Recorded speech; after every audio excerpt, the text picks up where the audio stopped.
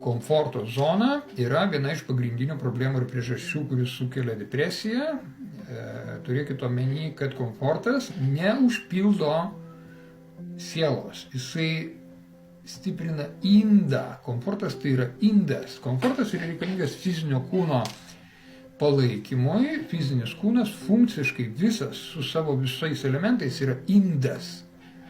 Indas, kurį reikia užpildyti prasme, kurį reikia užpildyti patyrimais, atradimais, žiniom, nuotykiais, kelionėmis.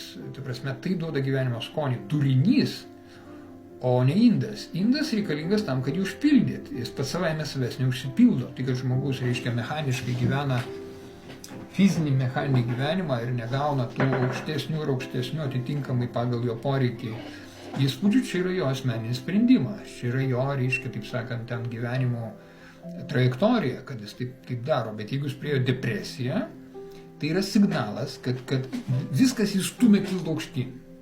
Ir jis turi eiti aukštyn. Taip sakant, gyvenimas kviečia. Klasiokai perėjo į 2 klasę ir tave klausyk, tu egzaminą išlaikyk, tu liksi 2 metus, 1 klasė. Tai visas gyvenimas taip suorganizuotas, kad žmogus nuolat augtų ir jeigu jisai kažkuriame etape sustoja, nesvarbu kuriam, jis gali būti valstybės prezidentas, jis gali būti svarbiausias pasaulio žmogus, jis gali būti milijardierius, reikšminga asmenybė. Tam etape sustoja viskas, jam yra depresija ir todėl yra nemažai tokių atvejų kaip Hollywoodo aktoriai, žvaigždės, turėdami didžiulius pinigus, staiga nusižudo. Staiga pradeda narkotikus vartoti, staiga patenka į ilgą depresiją, užsidaro nuo viso pasaulio, po to staiga išlenda, reiškia ten tokie kaip aborigenai apsileidę, nešvarūs, netvarkingi, blogose